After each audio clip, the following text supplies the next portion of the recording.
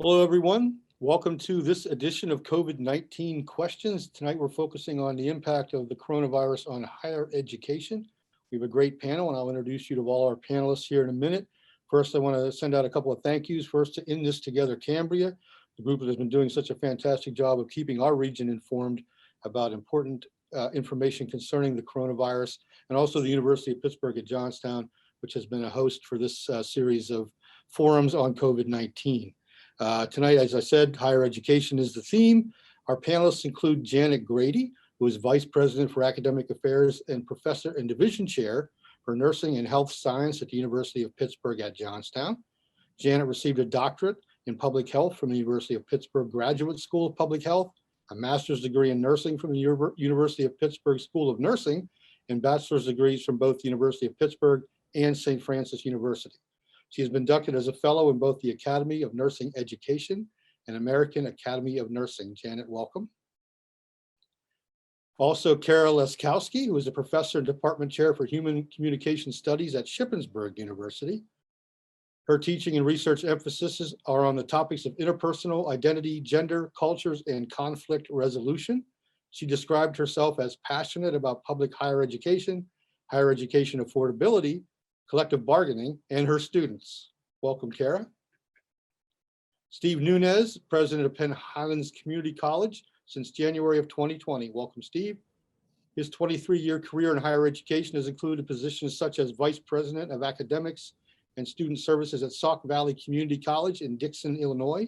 He earned a doctorate of education in community college leadership from Ferris State University in Michigan, a Master of Science in Biology and a Bachelor of Science in Biology, both from Virginia Tech University in Blacksburg, Virginia, and Associates of Science from Southwest Virginia Community College in Cedar Bluff, Virginia. Is that correct? That is correct. All right, Great welcome. to be here, Tip. Thank And you. finally, Erin Mccloskey, Assistant Vice President for Communications and Marketing at St. Francis University. She's been working for St. Francis for 22 years. She served as Vice President for Enrollment Management, and in March 2020 was promoted to Assistant Vice President. Erin has a master's degree in Educational Leadership and Administration from St. Francis and holds a BA from Gettysburg College. Welcome, Erin. Thank you. Would let the audience know, those of you who may be first timers with us, you may ask questions of this great panel. You can ask questions either through the Zoom Q&A if you're watching us on Zoom, or directly on Facebook Live, and those questions will be relayed to me and then therefore onto the panel. So we might as well get started.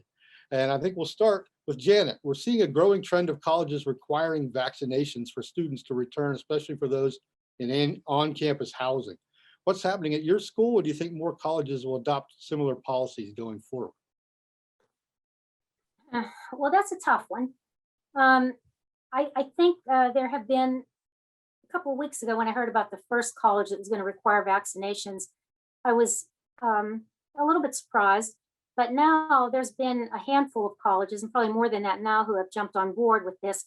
I think one of the things that is standing in the way of more colleges doing that is the fact that while I totally believe in the clinical trials and in the results of those clinical trials, and have a lot of confidence in the vaccines that are available to us, I believe that we are still on an emergency use authorization from the FDA as far as the vaccine goes. So I think that is putting some limitation on colleges requiring that as a vaccine, requiring it for students to come to school.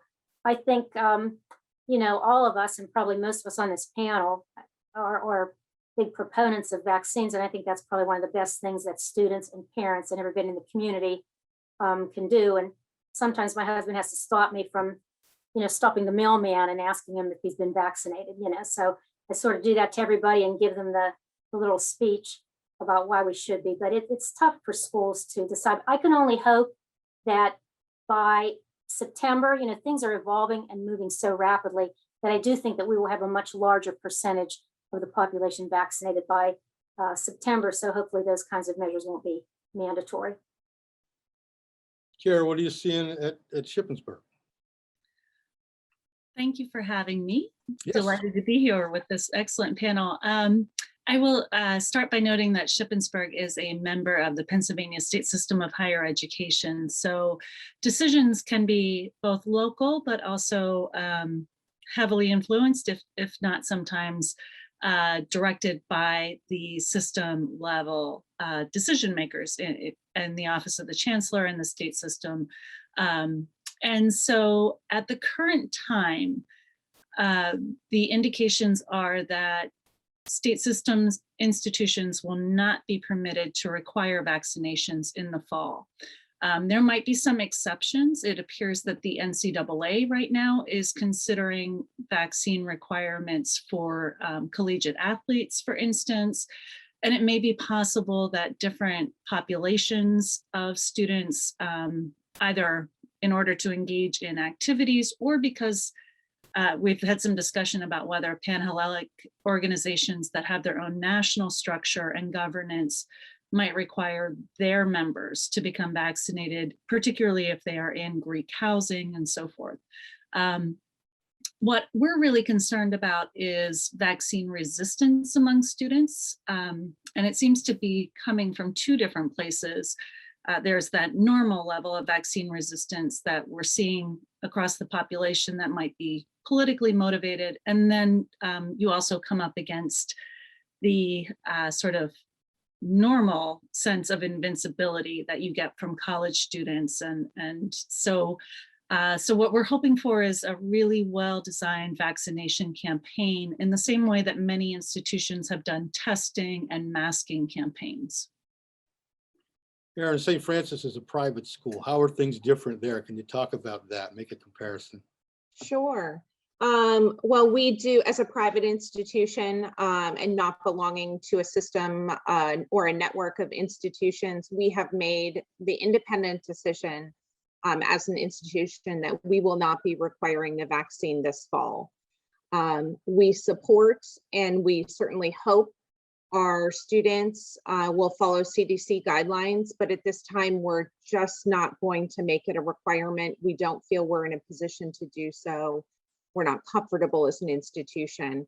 But as if you've heard in the local media, as an institution that's supporting large vaccine clinics, we have made lots of attempts to have our students be a part of that and receive their vaccine on campus.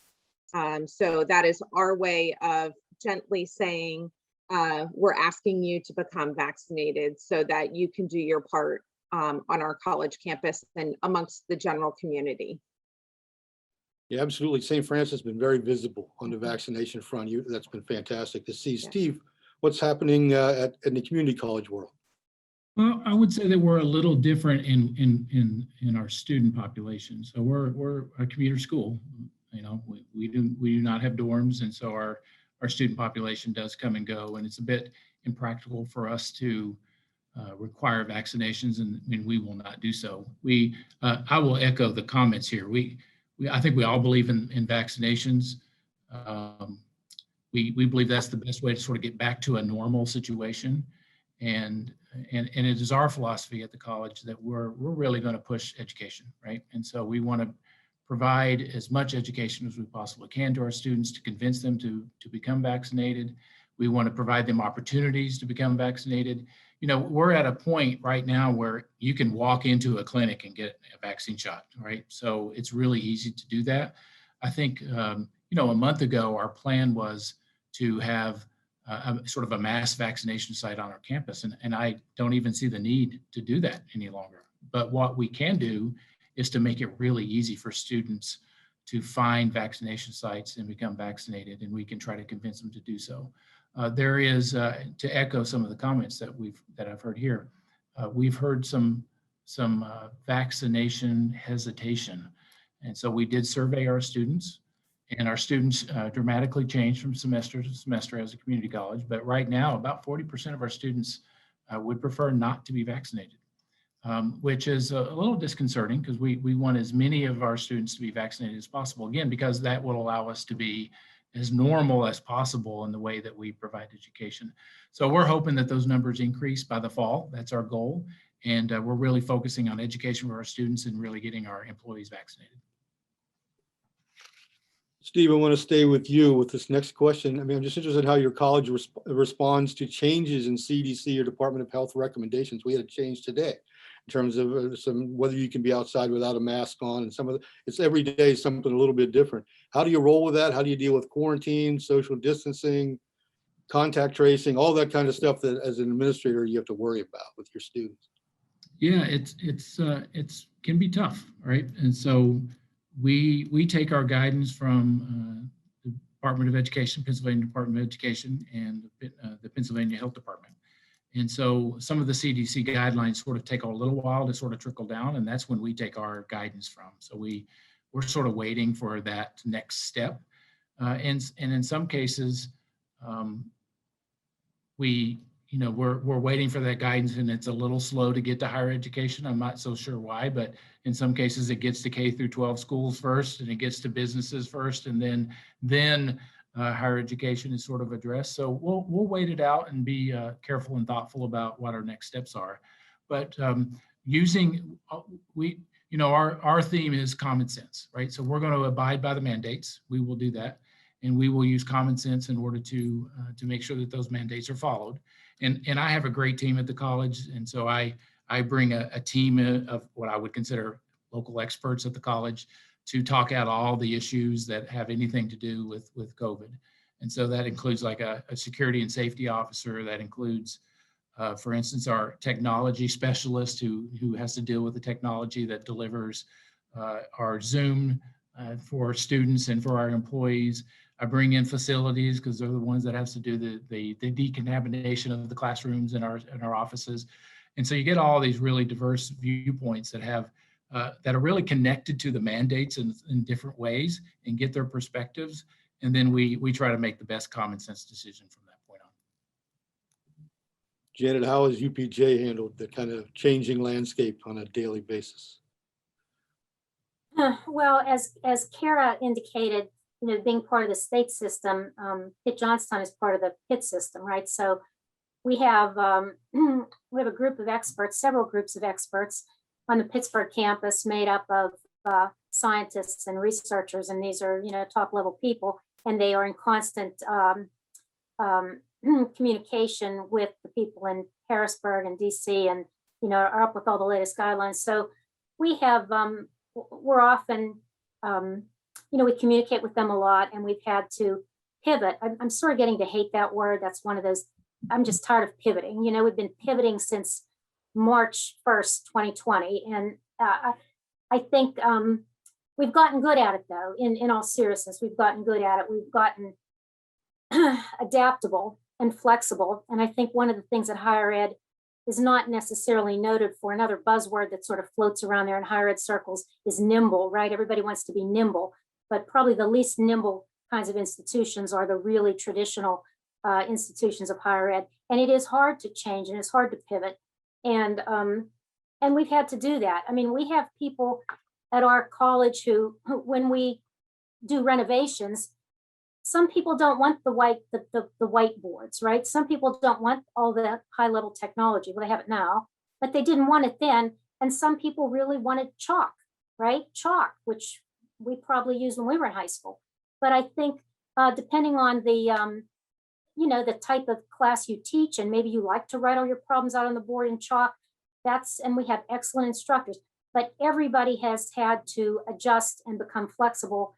And I think that's one of the really good things that happened out of this pandemic, is that we got really a lot of practice at being flexible, more than we would have wanted. But I'm just trying to remind myself of what your question was. How did the instructional model shift from totally in person? Pitt Johnstown is an in-person. Our byline is up close and personal. So how do you do up close and personal in a pandemic, right? I mean, that's what I've been preaching for, the 12 plus years or whatever that I've been in this position, and way before that, just being at Pitt Johnstown. Because I think that's why people choose a smaller school, because they want that up close and personal interaction with the faculty. They want to be able to go into the labs, into Dr. Henning's lab, who some of us met earlier in this webinar, to go into her class and actually participate with her in her research. That's the kind of thing that you can't get in all schools. So I think to take that model and then pivot on a dime to, okay, now we're online, We didn't always do things right the first time. Now we've gotten pretty good at it. And I think even people who couldn't live without chalk are very adept at using the technology now. So things have changed. And I think the big question is, what of that is, what good things have we learned that we're going to keep? And we are all of us at Pitt Johnstown very close, very anxious to get back to the up close and personal, because that's what we do best. So We're going to circle back at some point to that question, the very question you just brought up of what's going to stay. Erin, you were nodding a lot while she was talking. Can you tell us about kind of how are you nimble at St. Francis? How did you deal with all this stuff? Yeah, I mean, I as many others have said, and Janet said it perfectly, we are a little exhausted from having to be nimble, but it's important. And when we began the process of evolving each of our institutions, I'm sure, we really said that we are going to have to be nimble and responsive. And I think each institution has to find what that means for them.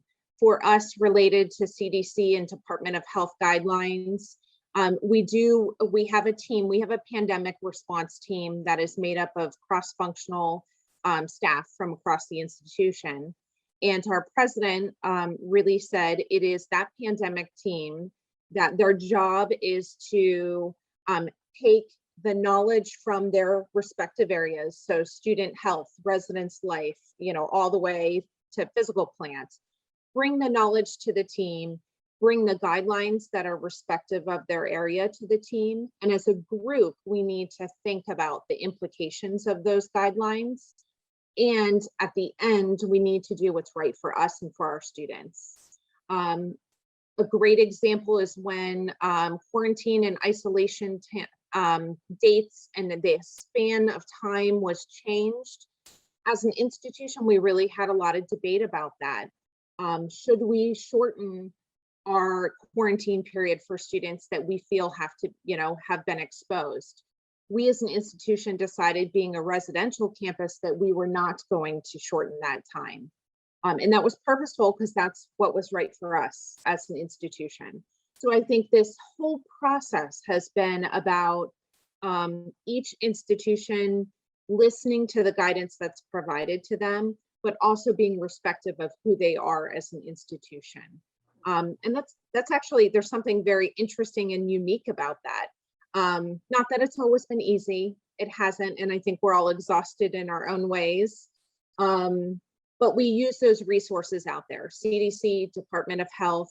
Our student health is actually run by UPMC. So we also have the team of UPMC medical professionals who help us with that guidance as well. So we're sort of taking and triangulating all that information and saying, this is the decision that's right for St. Francis at the time. Thanks. Kara, how do you stay nimble when you're part of a big system like you are and everybody's kind of pushing to help make those decisions? Right, absolutely. That's a great question. So a year ago, as we were thinking about the sudden transition, the stay-at-home orders, and we were trying to envision what the fall would look like, the state system did issue some guidance, providing some parameters as to what were allowable conditions for faculty and staff to work from home. Those sort of set a baseline, and then individual institutions were able to exercise discretion from that point forward. So you couldn't be more restrictive, but you could be more permissive. And we saw different schools, I'm sure in your region, in your area, you've got a lot of students out at Slippery Rock, IUP, maybe California, Clarion, as well as coming here to Shippensburg. And so we saw different schools take different paths in terms of what percentage of instruction would be fully online, what percentage of the student body would be returning to campus, and so forth. We, particularly as the state system, with a mission to serve Pennsylvania's working families, we were very concerned with students who did not have equitable access to internet, to computers, even to a safe place necessarily where they could take courses. I'm sure that's something that Steve with community colleges has in the forefront of the mind also. And so we worked really hard at, across the state system to attend to our own student population and to serve those students as best as we could, knowing that the particular aspects of each of those populations looked a little bit different. We are still adjusting. I'm hopeful that the pivoting, eventually will be 360 and we'll be back to normal. But certainly that pivoting means that as we make plans and preparations for this next fall, the big questions of, are CDC guidelines for 3 feet in the classroom going to be remaining in effect, or will they say something similar that they have to K-12, which is do the best that you can, wear a mask if you can't be 3 to 6 feet apart. That changes so much. I don't think, the casual observer would realize that you're dealing with things like OSHA and fire safety for how many people can be in a room. And if that class with that many students can't be in that room, where does that go? And then that can even change the modality by which the course is delivered. So it involves everyone, as we heard, from facilities up through the faculty and staff and the administration of an institution to try to troubleshoot and anticipate all of those different areas that are involved and then respond appropriately to them. It's very interesting to hear how these decisions were made kind of differently at different institutions or in just different systems. Steve, can you talk about kind of how you went about it? Did you form a coalition of folks you trusted? I mean, how do you go about getting where you are in terms of comfort level with COVID-19? So at Penn Highlands, it sounds very similar to maybe what I said before, but I want to say it's interesting hearing different perspectives here, because I think there's pluses and minuses being sort of an independent community college that reports to a local board compared to a institution of higher education that has another entity that they're reporting through. And so there's pluses and minuses to that. I one of the reasons that I'm attracted to the job is that I like local control. I like being able to report to a local board and respond to the community and the community needs and be really focused on that. But I'll be honest, there were times when we were worried about what our decisions were going to be like, and then there would be a state mandate, and we'd be like, whoo, all right, everybody has to do this now. And it just sort of takes the weight off your shoulders. And it seems like a long time ago, but there was a discussion at some point about whether we were going to wear masks or not, right? And that seems like a long time ago, but it was a critical decision, and we were sweating it because we weren't sure how that was going to be taken by our students. And there was a lot of internal angst about what do we do if students don't wear masks, and how do we enforce that rule, and do we write them up, and who's responsible for doing that? Is everybody? So there was a lot of conversation, and then boom, there was a mandate, and that made it a little easier for us, because then we can just say, hey, we're following the state mandates. And I will say that at least at that time, we had very little pushback from our students. We may needed to do a little reminding here and there, but generally everyone complied. And I think people recognize the fact that either you comply or you don't get to come to the institution. So we had a lot of compliance, and I'm very happy with that. I wanted to jump back to Janet. How much autonomy do you have here in Johnstown in being part of a large Pitt system in terms of decision making? And do you look at virus levels in Johnstown versus Pittsburgh, or how are those kinds of things Yeah, weighed? yeah. As a matter of fact, we do. At Pitt, there are various postures that we were in, depending on various things. Like at one time, you'll recall, Cambria County had one of the lowest rates of COVID cases all over. I mean, we had like 3 cases or so, I'm exaggerating, but we had very few cases for a long time. And so we were in what was called guarded posture, whereas in Allegheny County, they were higher, they were in an elevated posture. So it all depends on what what's going on in the local area. But we do have, Steve said, it does seem like it wasn't that long ago. I remember when COVID, when we first started to talk about it, we had students who were getting ready to leave for study abroad for spring break, right? I mean, all these different study abroad things going on and people leaving. And so all of a sudden there's a question, what do? Do we allow these students to leave and then they're going to come back to campus and we don't know what's going to, and well, they didn't go. But part of the difficulty in making decisions, and Chip, you're asking, how do we make those decisions? It was very, very difficult because every time you tried to make a decision, you realized you really didn't have the information you needed with which to make an appropriate and reasoned decision, right? And we couldn't get that information because a lot of it was dependent on what was coming out of CDC, what was coming, and Pitt, you know, the entire system was only reacting to what was coming out of the state government and the federal government. So it was tough, but we had a local group, and I can't tell you how many times we backtracked, you know, just a small group of us all last summer met long hours trying to, as I'm sure everybody else here did, trying to decide what the fall term 2020 was going to look like, right? And now here we are trying to decide what the fall term 2021 is going to look like. And we're still dependent on, you know, information that doesn't exist yet. I continue to be optimistic and think we're going to be in a different position in a couple of months, as opposed to where we are right now. I think it'll get better. So we can't make all the final decisions. And we've learned that maybe that's a lesson learned too, that you, just because you want to come to a conclusion and draw things to a conclusion, you can't do that in a responsible way if you don't have all the information that you need. Well, and the virus has also been evolving, and I'm sure that makes everybody kind of, you know, get up in the middle of the night and, with a headache. Right. How have you folks, from an education standpoint, and let's go to Erin, how have you watched that, you know, wondering what's going to happen next?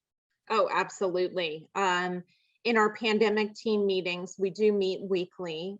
We do talk about what's happening both regionally with cases and nationally and internationally.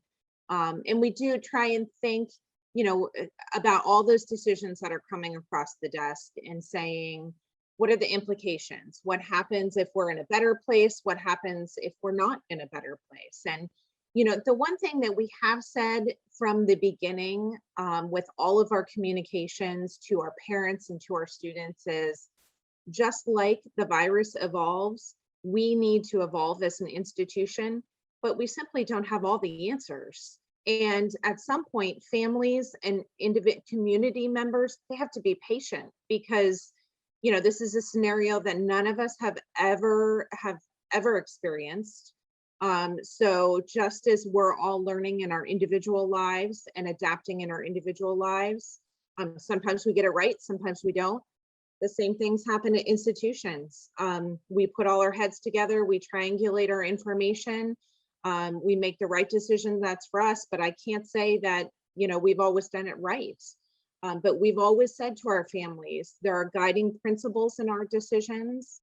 Our decisions are really, you know, ones that are out of the need to be flexible, the need to keep our campus community healthy and safe, and the need to deliver our mission. And that's what we sometimes go back to when we think about what happens if we make this decision and the environment changes. We always go back to those factors, those three factors, and say, okay, let's come back to the core and decide, is this right for us? And those three principles that we've communicated. And we feel like if we're making those sound decisions at that moment, frankly, that's the best we can do in an educated environment. Great answers, folks. I would remind those, we've got quite a nice group on Zoom. You can ask questions through the Zoom Q&A for something specific you'd like us to address. If you're watching on Facebook Live, you just type your questions right on the Facebook live spot there, and we'll get them to the panelists. Here's a tough one, and I'm going to throw this one to Kara. What's been happening across the system? What's happening at Shippensburg in terms of enrollment? What's the impact of COVID been? And maybe even admission requirements and how you're handling those types of things.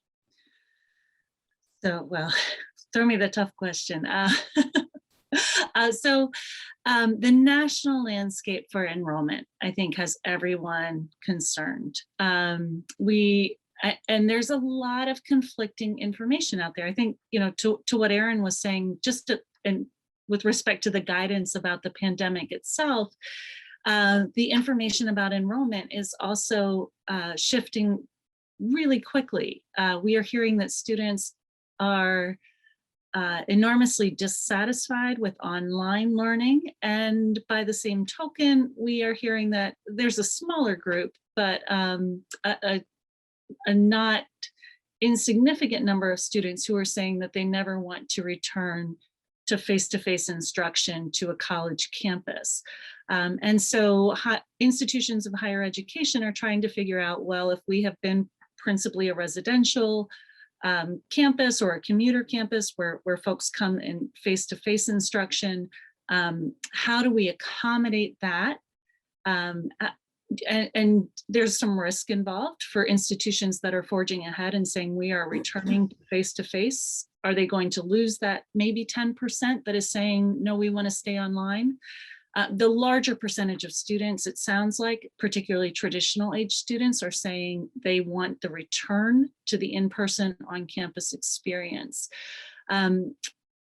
The information changes rapidly. Nationally, we're hearing alarming numbers, applications, confirmations, deposits down 25% at some schools, at least early in the admissions cycle.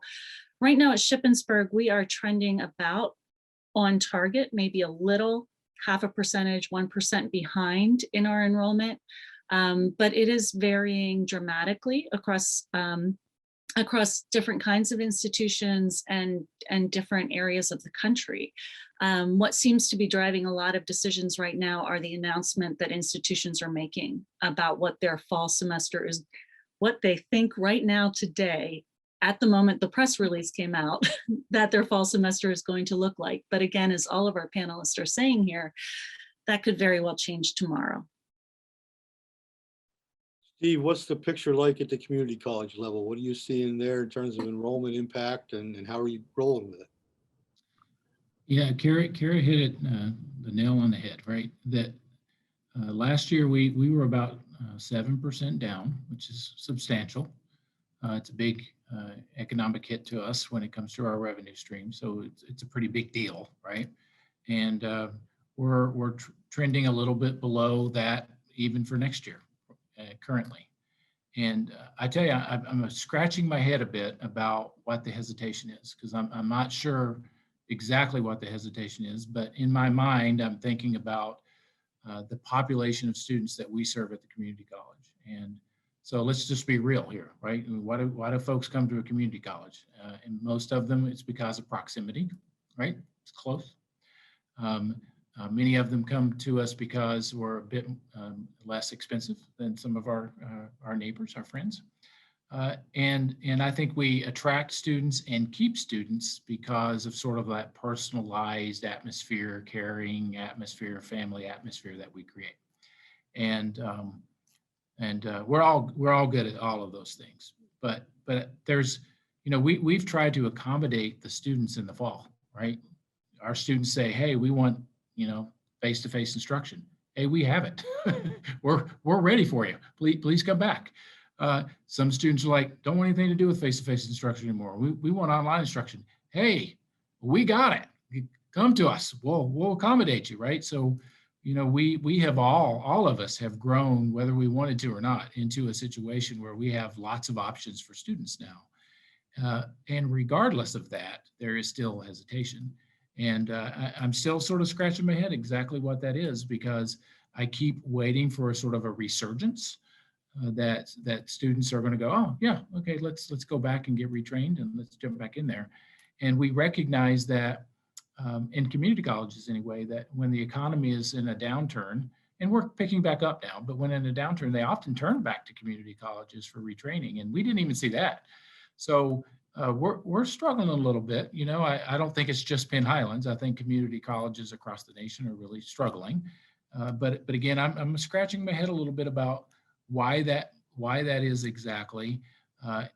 Besides that, people are maybe just waiting for a little bit more information, what things will look like in the fall. And that may have to do with just their own health and their own situation at home, and has nothing to do with college. So we'll see. Thanks for your candor, Steve, and good luck. What's happening across the Pitt system in terms of enrollment? Are you feeling it? I mean, what's happening locally? What's happening kind of Pitt-wide, Janet? Yeah, I think everybody's sort of feeling it. I think there's a few places that aren't feeling it. I think part of the reason, and I really don't, I agree with Steve, I really don't know what it is. A lot of students are talking about this, what are they calling it, a break year or an off year or a, I forget the term, but it's, you know, they're taking a year off and maybe trying to work because certainly a lot of employment opportunities, but they're trying to maybe work for a year because they don't want to be in this weird environment of COVID, right? So typically, if we were at this time of the year, we would pretty much know that the enrollment and the acceptance rate and the registration rate that we have now is pretty much what we're going to see for fall, right? There would be some additional increasing in numbers in the summer, but that would be balanced by some sort of traditional summer melt that a lot of programs see, right? Some students decide not to come, whatever. But this time, I don't think we can go by those numbers. I really do think that people, as several of us have said already, people are just waiting to, they want to know what is it going to be like. And in particular for a school like ours, and several of us here have the, you know, residential, it's a residential campus. And people come to schools like Pitt-Johnstown. I mean, maybe they found a particular program that they like, and in most cases, that's really what it is. But they want the full experience, right? They want that residential experience. They want the Panhellenic experience. They want the sports experience, and the social aspect of it is just hugely important. And if they don't think they're going to get that, you know, in the summer, what Pitt did, well, it wasn't in the summer, it was in the spring. We actually started to, we had to refund housing deposits, right? And refund housing. And a lot of schools had that. And that was a big hit to the budget, but we couldn't in good faith require students to stay on campus when they were essentially sitting in their residence halls going to class. So that was a big hit, I think, for a lot of residential colleges. And I think maybe some students are still biding their time, thinking that, let's see what's going to happen. One of the other things that changed too is, a lot of schools have foregone their SAT requirements. So we don't exactly know. We can speculate as to what the final, what the end result of that's going to be, but we don't know. I don't know if that means that some of these, the top tier schools are maybe going to take students that they didn't normally get, which maybe would have come to some of our schools, or does that, I don't know what it means yet. So we are, I don't know. I mean, Pitt has a program whereby we've been trying over the last couple of years to really increase access and really address this affordability question. And Pitt has a program that's called the Pitt Success Match. And Pitt actually will match a student's Pell Grant. So you would think that with all those kinds of opportunities, you would be bursting at the seams, right? So I agree with Steve. There is something out there that is still keeping students from, a pocket of students from wanting to commit at this time. Erin, what's happening in St. Francis on that front? So I would agree with the other panelists. It's just such an unsettled time. And enrollment, frankly, at institutions in the last few years, even prior to that pandemic, things were changing. Demographics are definitely changing. It was becoming more and more challenging. And I think the way institutions have responded to COVID and the pandemic and the individual policies that institutions are going to put in place has only created yet another layer of complexity for families. And at the end, families are going to have to decide, obviously, what's right for them, whether they're willing to pursue a residential campus or whether they're more comfortable living and learning at home. But every institution has different dynamics as well. For us, having a large student athlete population, what's happening at the NCAA is also an additional layer for us. Students who have been able to compete in athletics and not able to compete, and how that changes their decision making for enrollment is makes it even more complex. I do agree. I think families are hesitant this year. I think they've been slower to make commitments than they ever have been. And I understand that. I absolutely understand that. Wish it wasn't the case. But at the end, I think it's going to be a challenging environment for us all. And I think families are going to wait until those announcements come out about what the plans are for fall semester.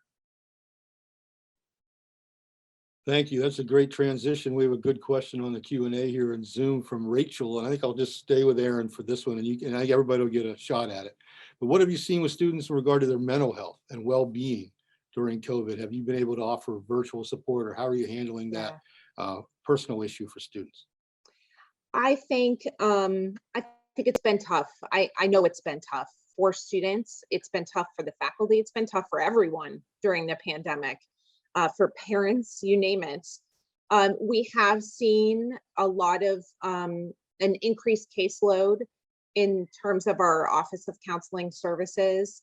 As an institution, we did create a mindfulness committee, and we really worked on during the pandemic, and when we were doing fully virtual and through all of this transition, we have tried to find ways to help students to practice mindfulness.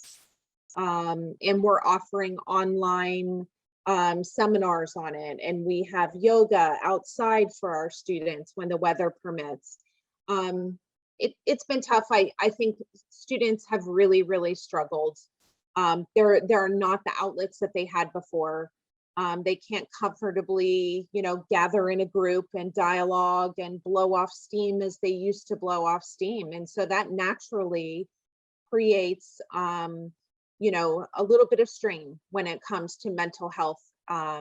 We are very cognizant of it. I think each institution, from what I've seen, institutions are doing a fabulous job at providing services and providing services in a new way.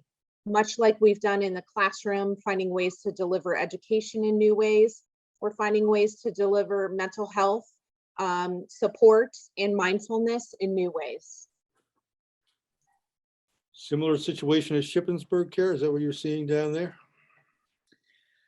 We are. I just heard a report from our institutional student affairs division.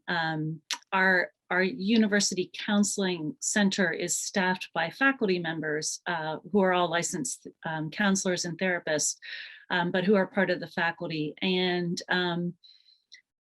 the student affairs division did report that not only are the number of appointments up for counseling services, also interestingly enough, because all appointments are being done by telehealth, the number of no-shows has dropped dramatically. So in some ways, there's a silver lining, right? Which is that students are recognizing the need, and then they are following through with those mental health needs. But I think beyond the immediate high-level crises that we're seeing and that people are dealing with as they occur, whether that's extreme anxiety, or there is loss of income that results in some need for mental health support, or family circumstances that lead students to seek out mental health support. I think what Erin pointed to is really, I think, our long-term concern. As we are missing those face-to-face casual interactions, right? So I'm not walking down the hallway and saying, hey, student name, by the way, you didn't drop off your paper and you need to get that to me. Or I'm not in the classroom 5 minutes early and chatting with students about, I love your shirt. We're not having those kind of interactions with our students. They're not having them with each other. We're not having them with our colleagues. We get on Zoom and we're all straight down to business, straight to teaching. And so I think it's, in some ways right now we're seeing a silver lining in some of the most immediate evident mental health pieces being addressed and finding ways to do that through telehealth and so forth. I do have some concerns about the long-term ramifications about how we connect as social creatures and how we communicate with each other. Janet, are you helping your teachers recognize these issues with the students, even though they're working with them remotely, or how are you guys handling that? Yeah, you know, it's sort of a sad topic, right? But we've always been really aware. We have a pretty robust, we call it the academic alert system. We used to call it early alert. And then we realized that alerts didn't always have to be early, right? They could be anywhere, midterm or 3 days before the end of the term. So now we just call it the academic alert system. And our faculty and staff who interact with students have been, you know, for a number of years, really, really focused on identifying any kind of issue at a point where there is still intervention possible and easy intervention, right? Before things get that they require more than that. So that was always, and it's an electronic system, right? So we were used to sort of like doing that electronically. So I think that was a good thing. So when the pandemic hit and we really had to pivot, it was easier for some of those things. And one of the things that sort of goes hand in hand, I know you didn't ask about this, Chip, but one of the things I think that goes hand in hand with the whole mental health piece is just the advising, right? Students, advising is such an important part of academics and higher education. And not just, you know, I mean, there's various levels of advising, right? Academic advising and career advising and personal advising and all of that. And we have a really good advising system. Again, that was a lot of that was, we had electronic platforms for that. So a lot of that was already happening. It was electronic, but it was also, as Erin said, and Kara, you could also do it in person. So I think we had a pretty good start on that, and we beefed all those things up. We made sure that every service that was available to students in person pre-pandemic was subsequently available to them in an electronic format. So I think that's one of the things that I would say we stayed pretty good with. A great point about advisors has become mentors to your students and help them make important decisions as they progress. Steve, a question for you. I mean, how are your folks handling grading, testing? I mean, how do you feel about where you are? I'm going to ask everybody that. How do you feel about where you are with that evaluation set up with Penn Highlands?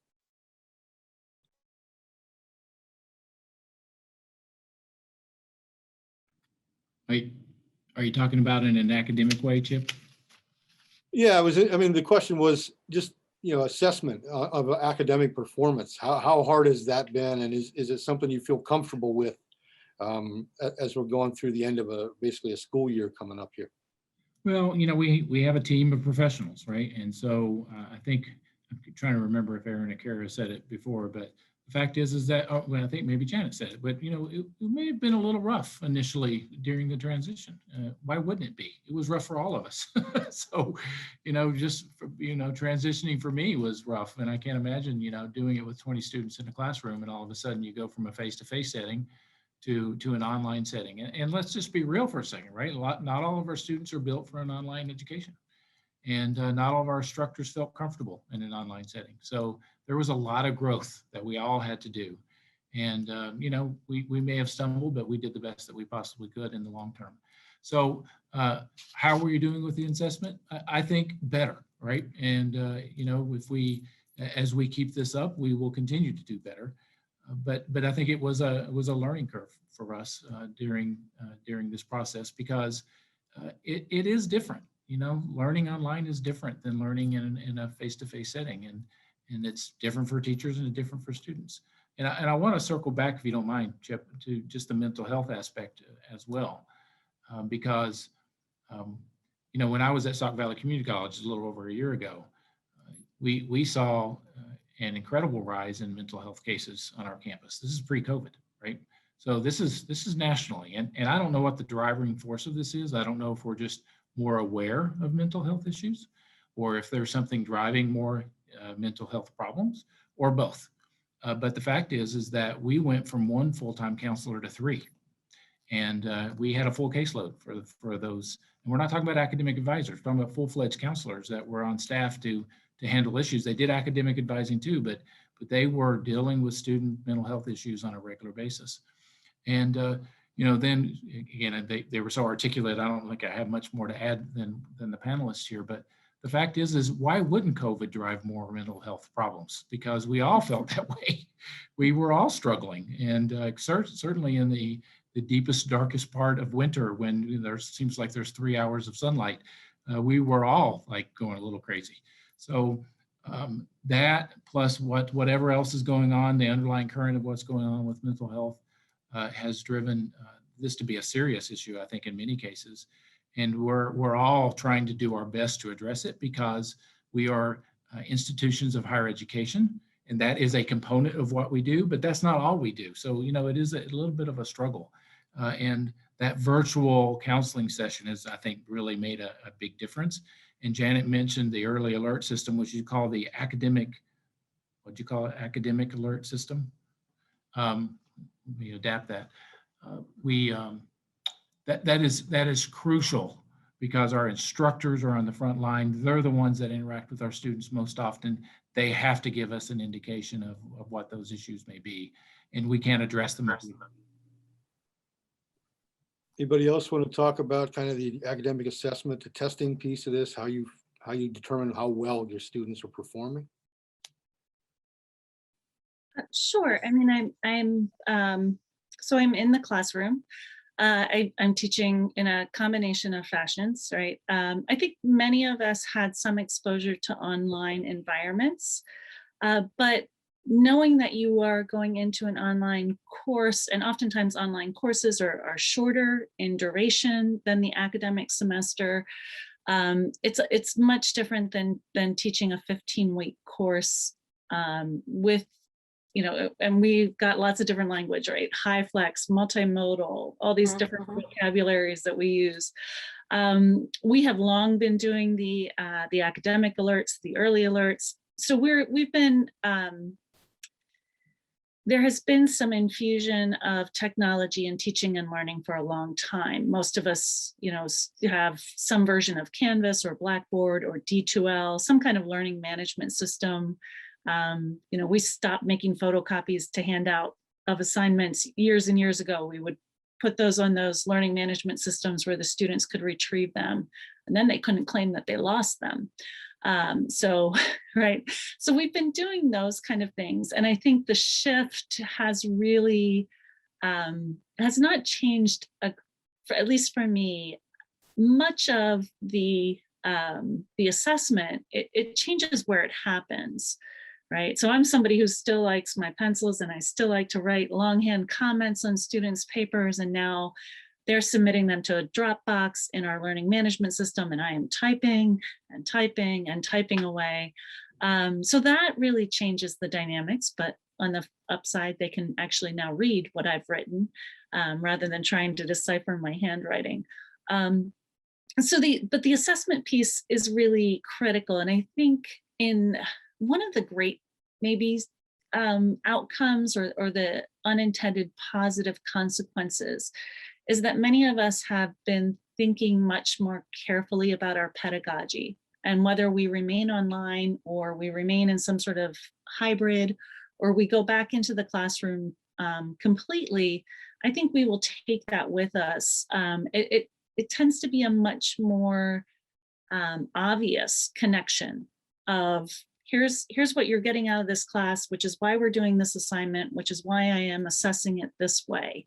And making that obvious for ourselves and for our students, we do that much more transparently online. And I think that's a positive thing overall. Great point. I was always a red pen guy when I was teaching journalism, and I probably was not for the mental health of my kids necessarily, but it was how I did it. Let's go to Erin. What else do you think is going to stick around that we've adapted, we've shifted how we teach, how we learn? What else are we going to keep doing that we're doing right now, partly because of COVID? Well, I think some of those teaching, as Kara said, the way in which we teach, the access to delivering information to students and assessing information, I think, learning by holding a classroom via video and a Zoom like this, I think for some of us that will not really fully go away. I think it's here. A lot of those elements are here to stay.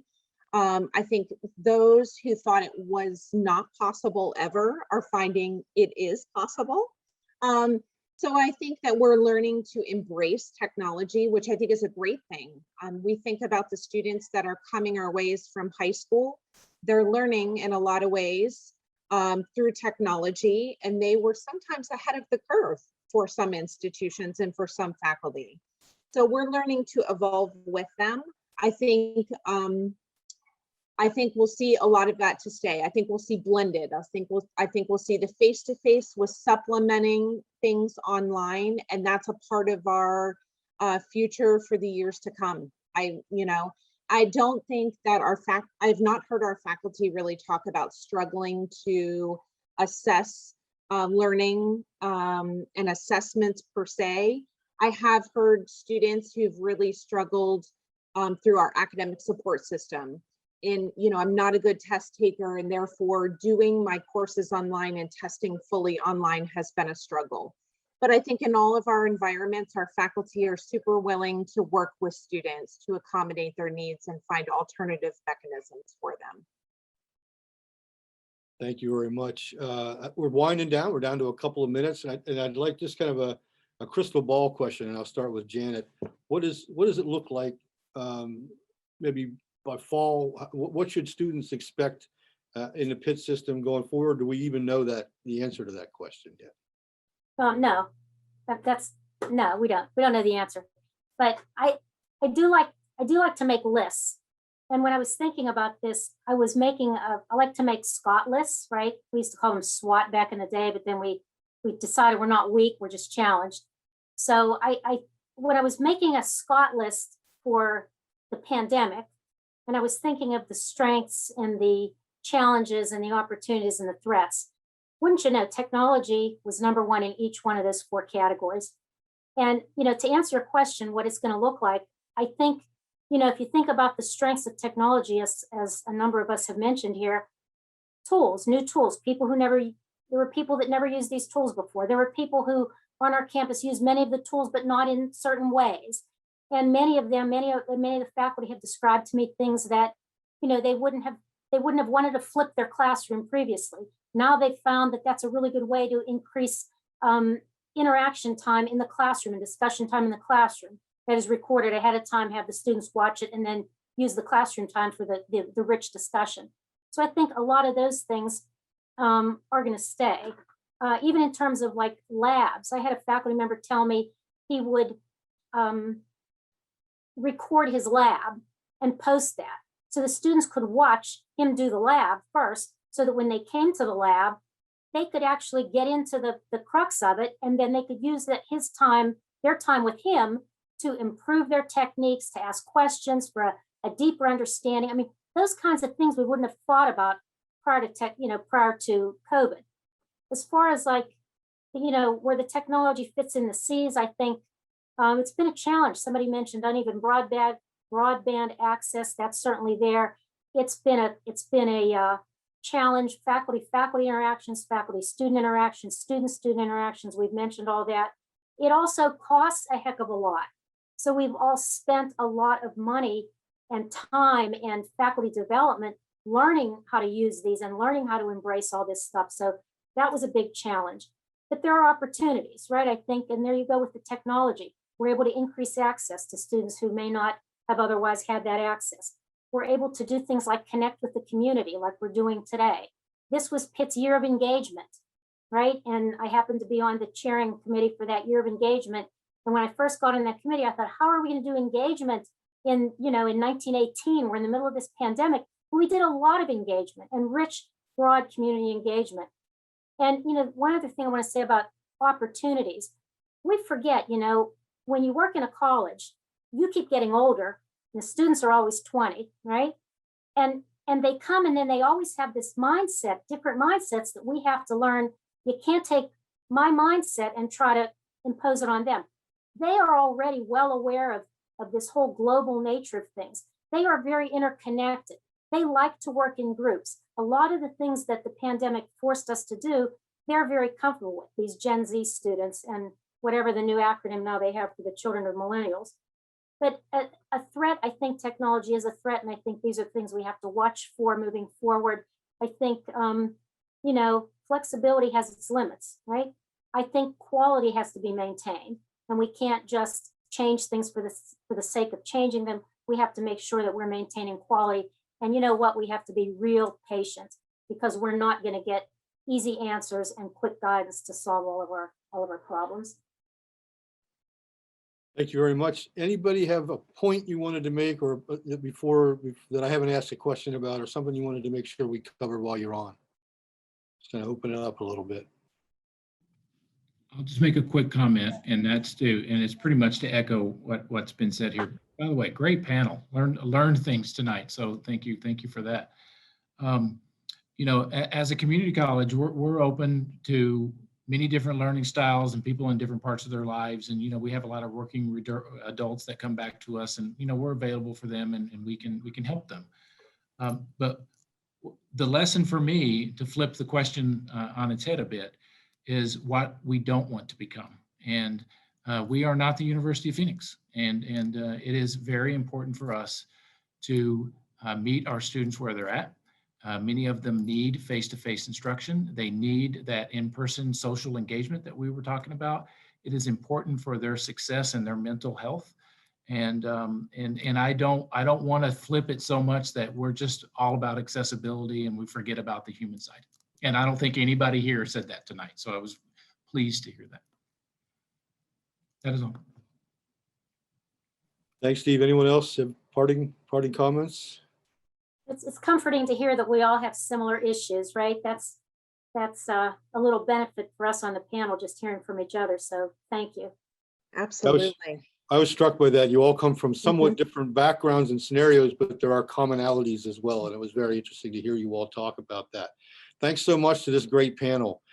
Janet Grady, University of Pittsburgh at Johnstown, Kara Laskowski, Shippensburg University, Steve Nunez, Penn Highlands Community College, Erin Mccloskey, St. Francis University. You are all fantastic. Thank you so much. Also, quickly, thank you so much to In This Together Cambria, which continues to put on these forums each week, in the University of Pittsburgh at Johnstown, which lends intellectual support and technological support to everything we're doing with these forums. So we really appreciate. Thank you all for your time.